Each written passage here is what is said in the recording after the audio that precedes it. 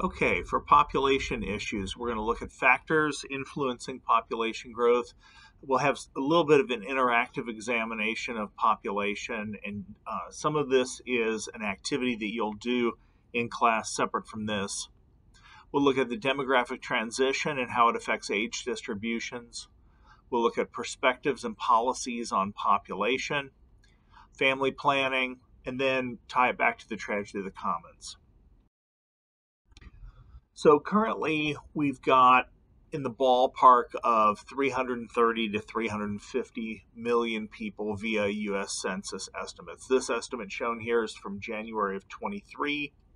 The number has gone up a little bit since then. World population just over 8 billion people right now. Overall, population growth is a product of births and deaths. You take the population that you have, any births increase the population, any deaths decrease the population. Same sort of thing with migration in, migration out. So if births are greater than deaths, in general, the population increases. If births are less than deaths, then the population decreases. So we're going to look at this from the lens of factors that impact birth rates and factors that impact death rates. So it's because the population is influenced by both of those things. Over historical time, we've had a series of improvements in technology that have effectively increased the carrying capacity of the human population. As an example, the development of tools. Before then, our ancestors would basically just be able to collect the fruit or food that they could. Post-invention of tools, they could then modify it. They could access other foods that they otherwise would not be able to. They could keep themselves safe from predators. They could then hunt additional prey items using those tools. Agriculture also increased the capacity of the land to produce primary production for human use by modifying some of the native grasses in the Middle East and crossbreeding some. They were able to increase the size of wheat grains and barley and oats and things like that in order to make agriculture more productive. And they found that instead of a hunter-gatherer lifestyle that moved around the landscape and had that uncertainty associated with it, they could actually have better survival if they stayed in place and invested their time and energy in cultivating the crops. So this then increased the carried capacity substantially. Currently, we're in the midst of the industrial scientific revolution, which has greatly increased our human population, raised the carrying capacity. The question is, what is the carrying capacity? We don't know what that is. Not just the Industrial Revolution, but also improvements in modern sanitation, understanding of germ theory, development of sulfa drugs and other medicines that then can treat infections. All of this contributes to our industrial scientific revolution. And the Green Revolution then modernizes and expands the capacity for agriculture to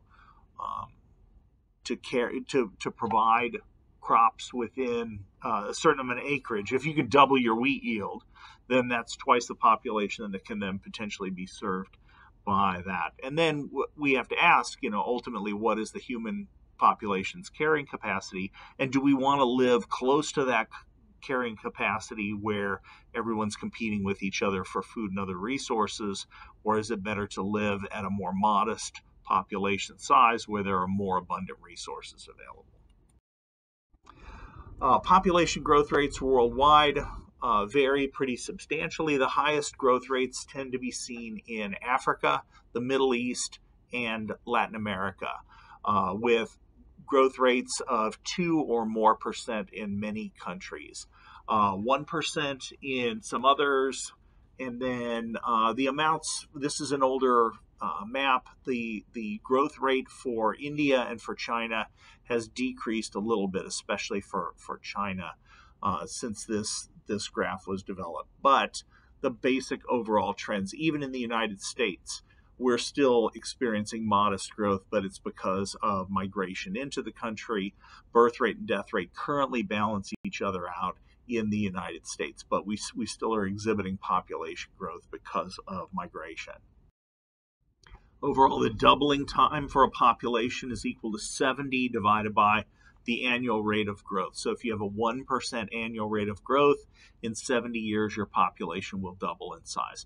If you have a 2% growth, each year you add 2% to the population because of high birth rates, then the population will double in 35 years, okay? If you have a 0.5% growth per year, so just a modest level of growth, you still will double your population in 140 years. So under those scenarios, if you have a 2% rate of growth, just to break even, you have to have double the roads, double the houses, double the resources available to support double the population just to maintain the same standard of living.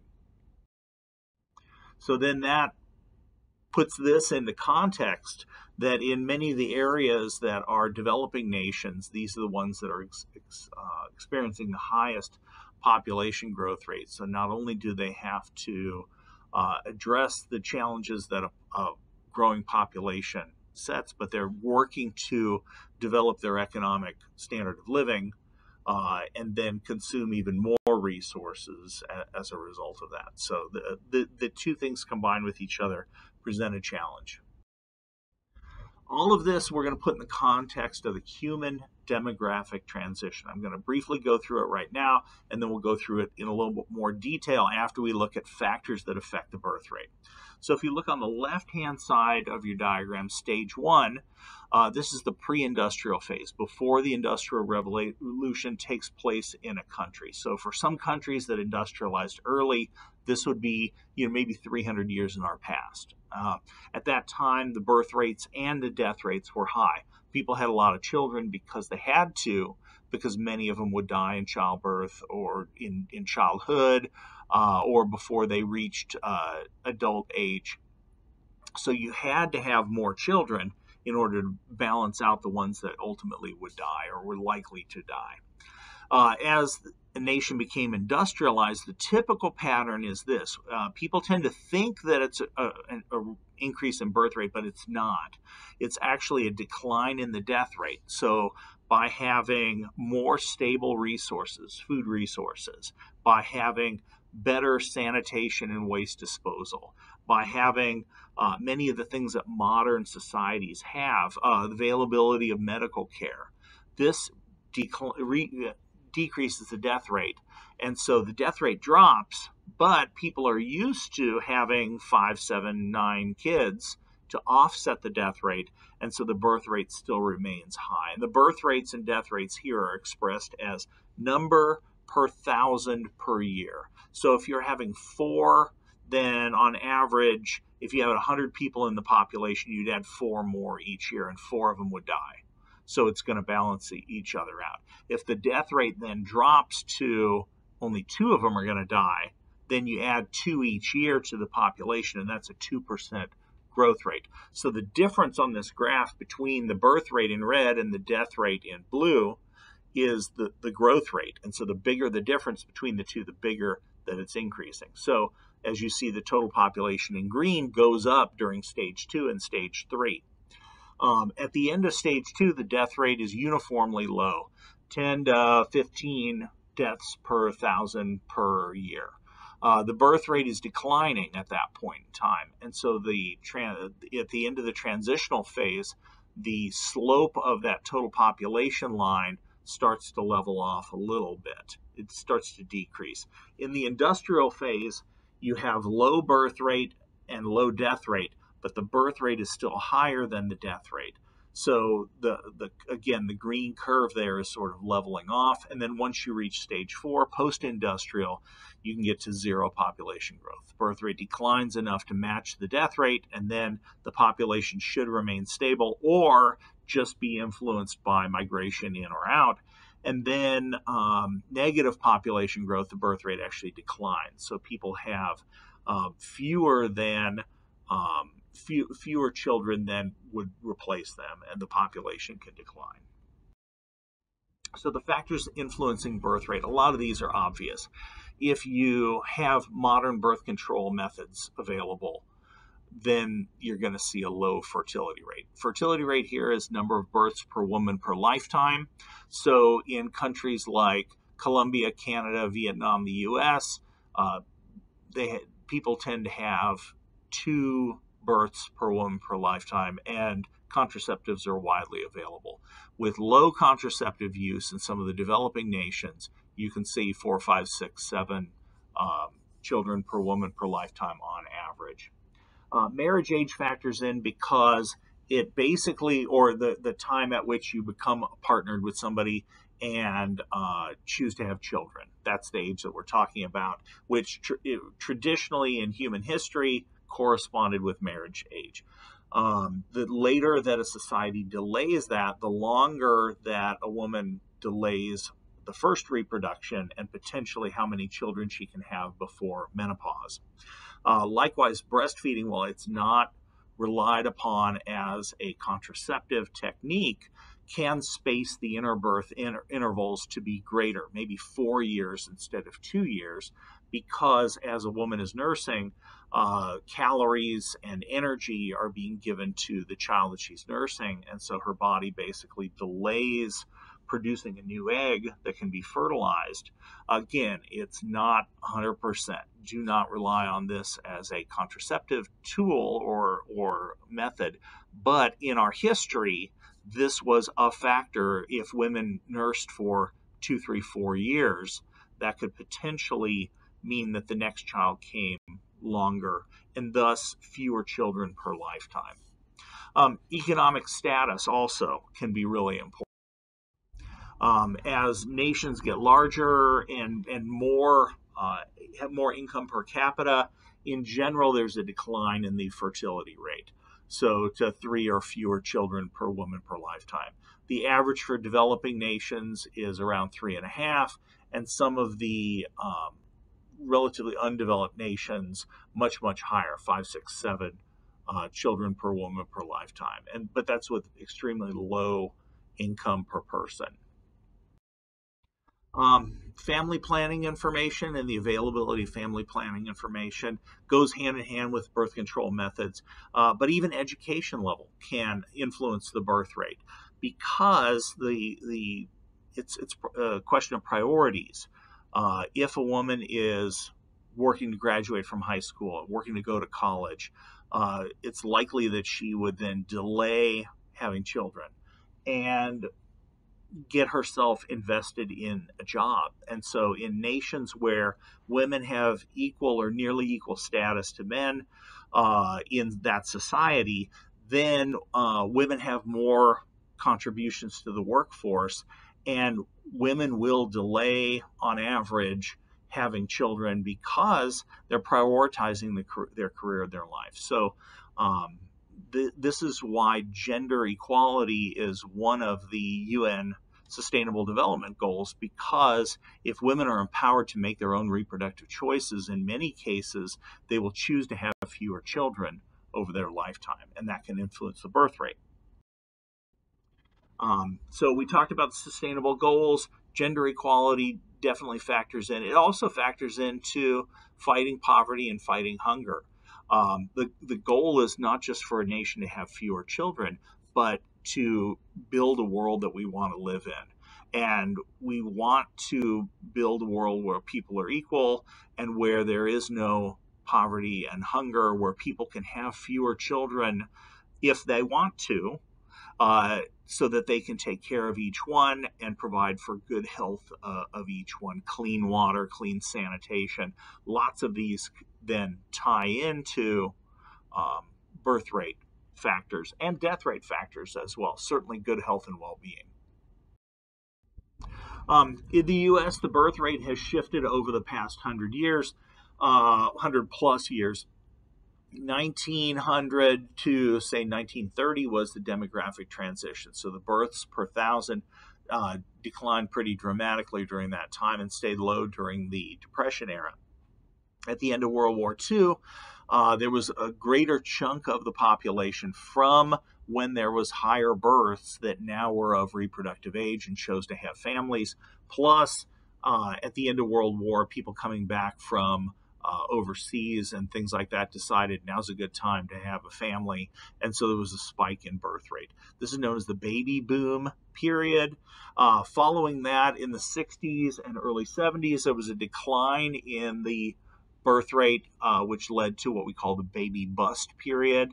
If you've heard of the generation called Generation X, that was born during the baby bust period of time up to the start of like 1980, when the echo boom was kind of in full force. So the echo baby boom was when the baby boomers were old enough to then have children, and children born during that time period are known as millennials. And beyond that is then Gen Z. Same sort of thing if we look at this in terms of births per woman per lifetime.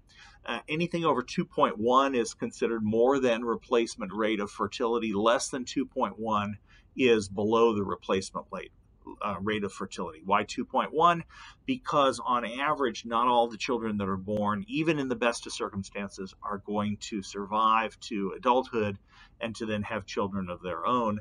And so 2.1 is the number at which that balances out that little bit of death rate that then, so anything below that and the population can level off or decline. More than that, you have more births per woman per lifetime. And you see that clearly during the demographic transition period, and then during the baby boom period. There was a spike in the births per woman, and then since that time, since the 1970s, it's basically been at or below the replacement level of fertility. Death rate, likewise, has many factors that affect it. Obviously, modern medicine has an effect on that. And the availability of modern medicine and modern healthcare is tied to economic status within a particular nation. So nations that have a higher GDP per capita generally have a life expectancy at birth over 70 years. And in nations, the poorer nations generally have a very low life expectancy on average. There's other factors that can come into this, such as famine and war. These can affect lower income individuals to a greater extent. And then other aspects of the nation, like sanitation, widespread availability of basic sanitation techniques is going to stop the spread of disease, and that can have an effect on it. Same sort of thing with education level. Being knowledgeable then can raise the standard of living, and nations that invest in their education level are likely also have a high economic status per individual.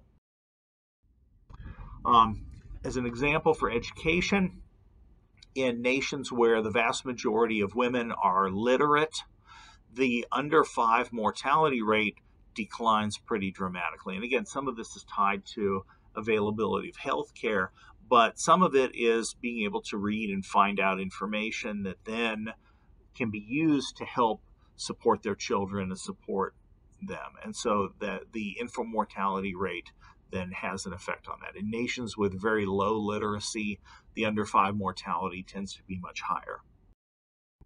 And again, this ties to UN Sustainable Development Goal number 3. Number 6 is really big, having clean water. We take it for granted, but in some nations that is not always available for people.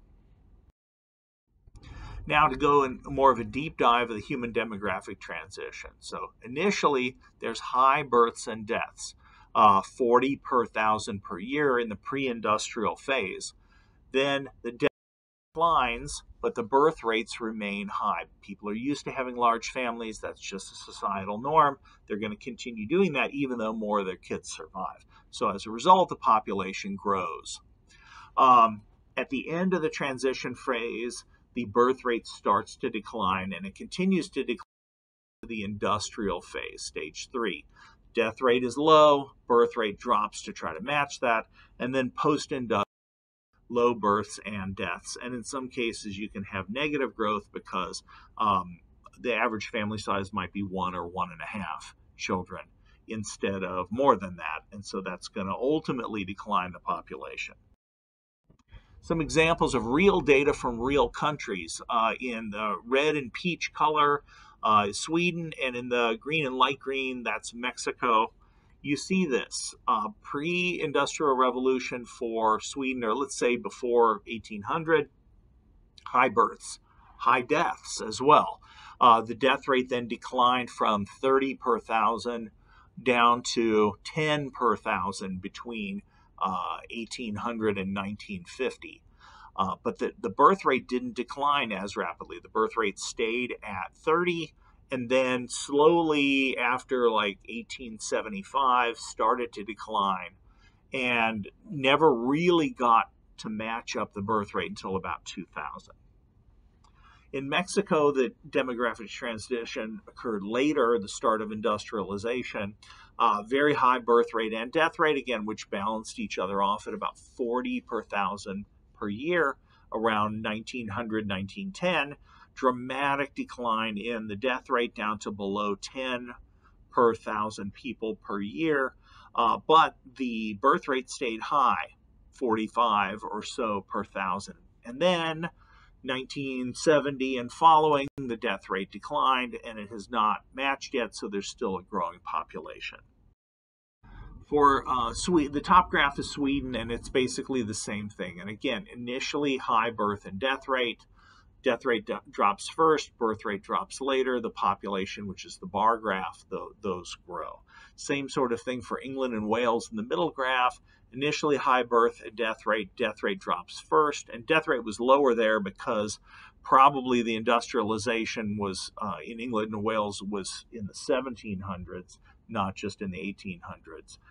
Death rate drops first, and then later birth rate remains high, but then later the population's low. The population increases because the birth rate's higher, but ultimately the birth rate declines, as we see here in the 1940s and following, and then the population stabilizes. Same sort of thing for Japan. I'm not sure why we don't have data before 1880 here, but relatively high birth and death rates. Death rate declines first. Birth rate then declines after that. This is seems to be more tied together. But at the end, in all of these countries, you end up with low birth and death rate, which then helps to stabilize the population. This then can factor into the age distribution. In countries that are experiencing rapid growth, there tends to be a sharp pyramid to the growth because a lot of people are being born. This adds them to the bottom of this graph. So this graph is shown with younger ages on the bottom, 0 to 14, 15 to 44 in the middle in the yellow, and then 45 and up at the top. So as you go higher on the graph, it's older and older individuals. So lots and lots of people at the bottom. For the slow growth, you get a little bit of a tapering this off. And for zero growth, then it pretty much looks like a column. And then most people die in old age. Nations experiencing negative growth is actually constricted at the base, and there are more individuals of older age than there are of younger, which then raises questions like how much money has been paid into Social Security. Ones at the top of ages are taking out of Social Security, where the working groups are going to be putting that in the younger ages. And so it raises some questions that nations have to address. There are certainly ways to make that financially solvent. Track the yellow in this case. So a cohort born right around the 1955, 1960 is going to be zero in that younger cohort at that time. So this is a pyramid-shaped age distribution. As that population ages by 1985, these individuals might be in their 20s or 30s, and there's a constriction at the base because of the baby bust. So the bottom of the pyramid is getting smaller, but that age cohort stays the same and kind of passes up through the population. 2015, and then in 2035, it's going to be at the top 70s and 80s, and the base of the pyramid will have stabilized. All right, next we want to look at perspectives on population. This is not to say that any of these is right or wrong, but that there are different people have different perspectives, and I want you to have a good understanding of the different perspectives. The first two would say there is no population problem. The second two, there is a problem with having lots of people. So let's take a look at these. The first is what we call cornucopian. There's no problem. They believe that more people are better, and so we ought to grow the population. Marxist population believes population is not the root cause of the problem. It's, can we distribute resources fairly to everybody? You can do that with a big population. You can do that with a small population. So those are things. There is a population problem is shared by Malthusian and neo-Malthusian perspectives. Malthusian basically believes that the population is going to grow and we're going to run out of food and people are going to starve. So therefore, that's a problem. Neo-Malthusian is one that says we're going to feed ourselves, but we're going to destroy the environment as we're doing that. We're going to convert native forest and grassland to farmland, and we're going to reduce Earth's capacity to support itself. So the cornucopian was based on the writings of economist Julian Simon, and it's the image of a cornucopia that you'd have at Thanksgiving, where there's this horn of plenty.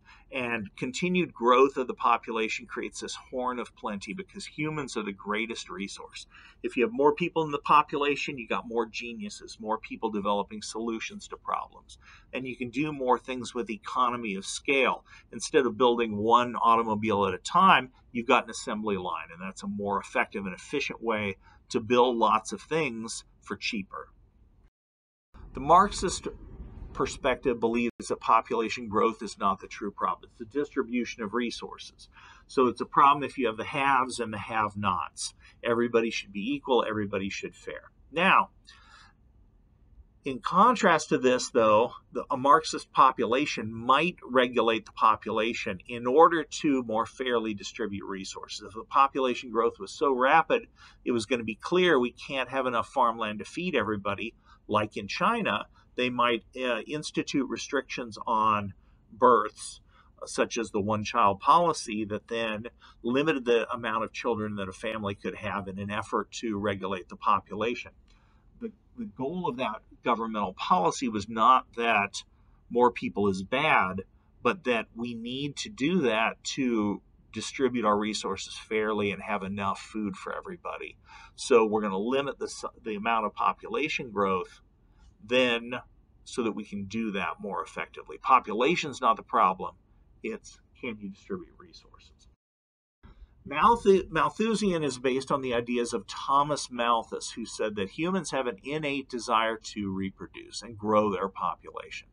So thus the population can increase exponentially, like we talked about in the last chapter, but resources increase linearly. You can slowly and more gradually increase the amount of cropland that you have available, and at some point you're going to reach a crisis. This is going to lead to famine, war, and other tragedies. If the population's grown so much you can't feed them, these affect the poor more than the rich, because the rich can hoard resources or money or things like that. In a Malthusian perspective, the focus is on food resources. Can we feed people? So here's an example of this. The population grows exponentially, as you can see with the kind of slightly thicker line that says population. The straight line is the amount of food that can be produced. Over time, we can grow how much food is produced, but at some point we reach this catastrophic point where the population goes higher than that straight line and you have food scarcity at that point.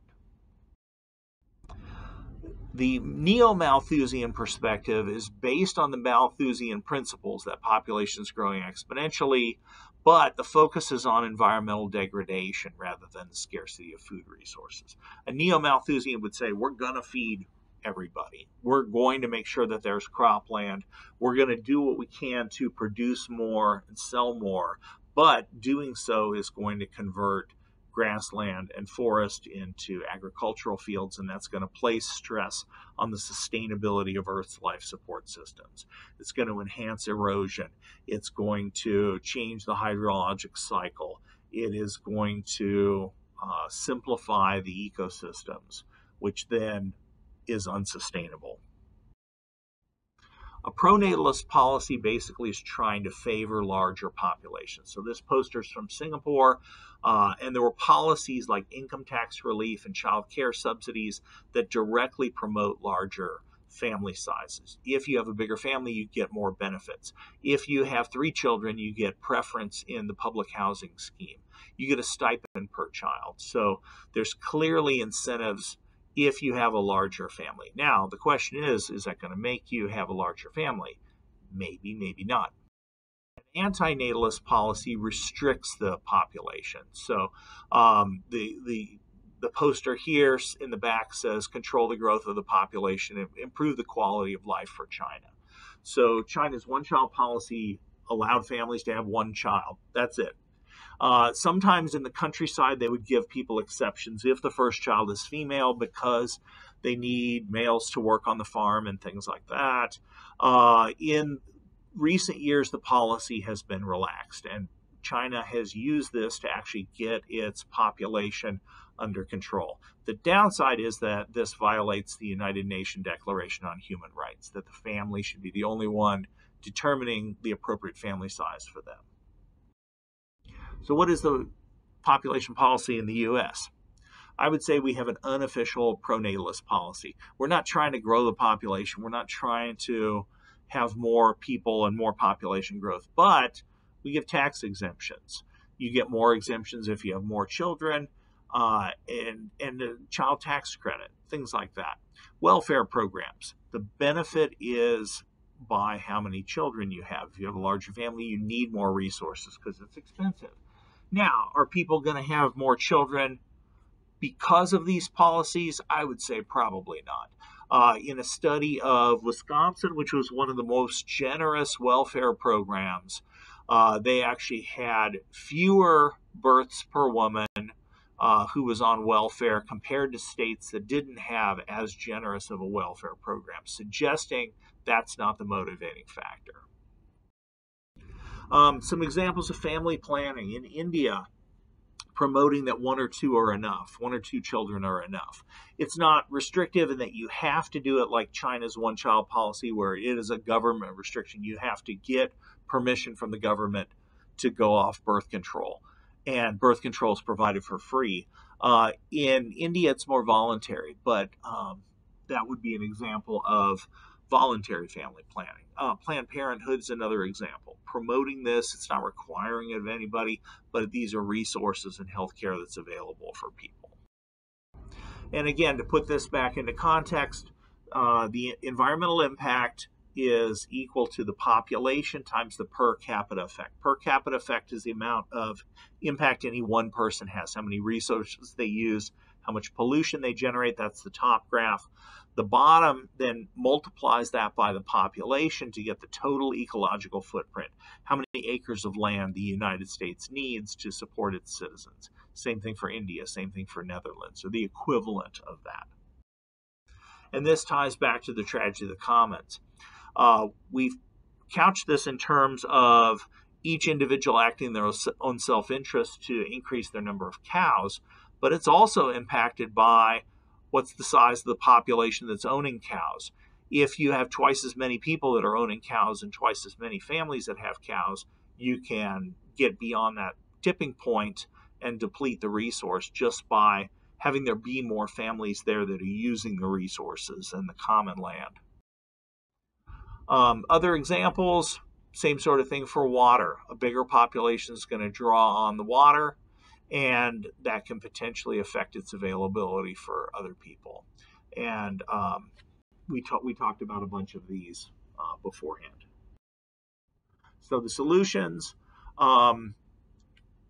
voluntary childcare or voluntary birth control and things like that, and simply industrializing a nation can help to have a population decrease its growth rate, because fully industrialized nations generally tend to have low birth rate and death rates.